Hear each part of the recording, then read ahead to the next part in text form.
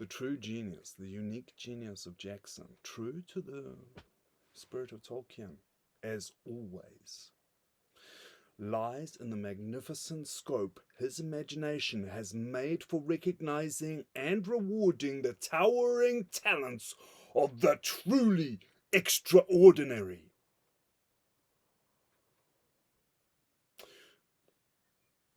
The average New Zealander, I admit, resembles most the simple hobbit. But Tolkien's world is not a dull democracy. CEOs and HNWIs will revel in a world that welcomes, honours, and exalts in them, in inequality. Because who are the heroes of old, the warriors of wide renown, the mighty kings of Tolkien's past, if not great eagles of inequality, soaring above the horde of simpler folk? They do not demean Middle-earth. These people are its ornament, its purpose, its justification, and we'll be proud to welcome them. New Zealand is now ready, I think, to recognise this new reality. Our unquestioning adulation of Sir Peter Jackson, the title does not do him merit. Justice. Sir Peter Jackson and other auteurs like Jane Campion has, if we can permit ourselves for a brief moment of honesty, more to do with their elephantine success overseas than any old-fashioned appraisal of the inherent and artistic merit of their magical formula. Broadly speaking, plodding plots glued together by SFX and stunning scenery. Sir Peter is knighted by the Queen.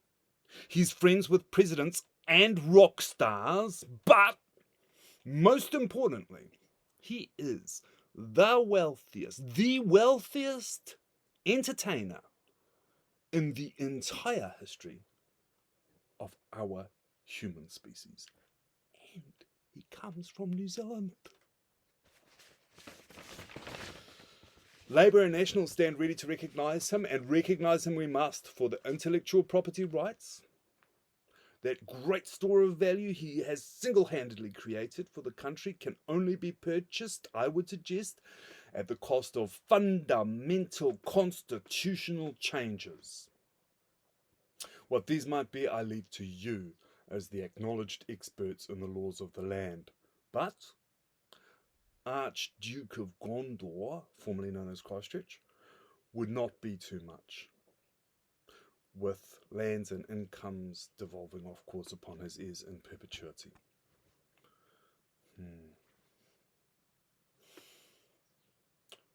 Who could rule Rivendell?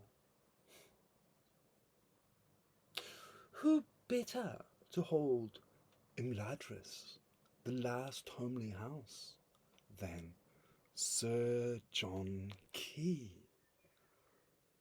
who proved by the love he inspired the readiness of New Zealanders to embrace this new world order. Where's Rivendell? Queenstown, of course! Yesterday, that region, Otago, central Otago, was ruled by Muldoon, a goblin king if ever there was, with his delight in wheels and engines and explosions, drilling away at the land with his hordes of government-employed labourers.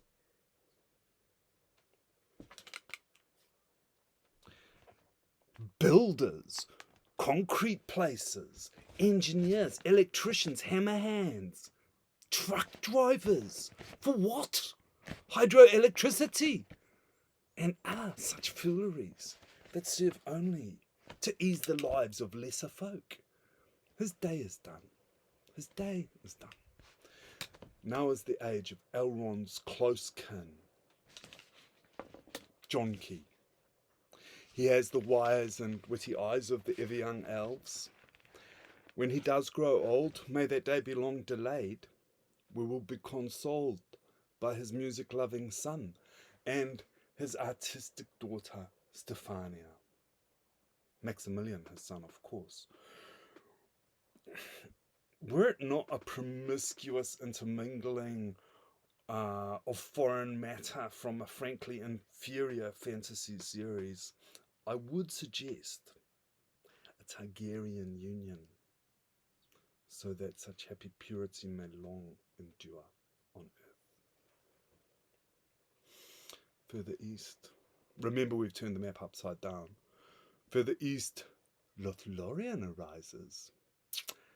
There dwell in dappled dells of folk more wild and free, the Ortel Kusir, or forest elves. I don't think I need to spell out to you who best could rule this realm. Our own Galadriel, surpassing nearly others in beauty, knowledge, and power, with her consort, Celeborn, and daughter, the little Neve. Through the forests of Fjordland, your court can ride, free from the prying eyes of journalists. With your green cousins, you can hunt down such trolls and orcs as trouble the primal woods. In fine, such is the outline of this modest proposal. I cannot delve into details, the complex reclassification of our many intermingled strains into the pure and distinct races of Tolkien's world. The Rohirrim, tall, blonde, and blue-eyed, their men large, husky, and handsome, their women particularly beautiful, the brown-skinned men of Near Harad, and the black-skinned race known as half-trolls out of Far Harad. And this is before we even start assigning roles to the non-human races, hobbits, trolls, orcs, and goblins. Although I think, like me, you probably have some candidates in mind already for that. Nor is this the place to explore the renaissance of the languages of Middle-earth, guides to which lexicons and grammars exist in great abundance. But it involves difficulties.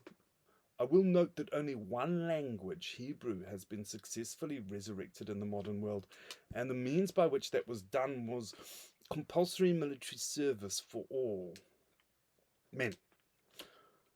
Hebrew was reborn in the barracks and on the front lines of Israel's innumerable wars against the original inhabitants and its neighbors. And this gives us a clue that perhaps at times stern measures may be needed.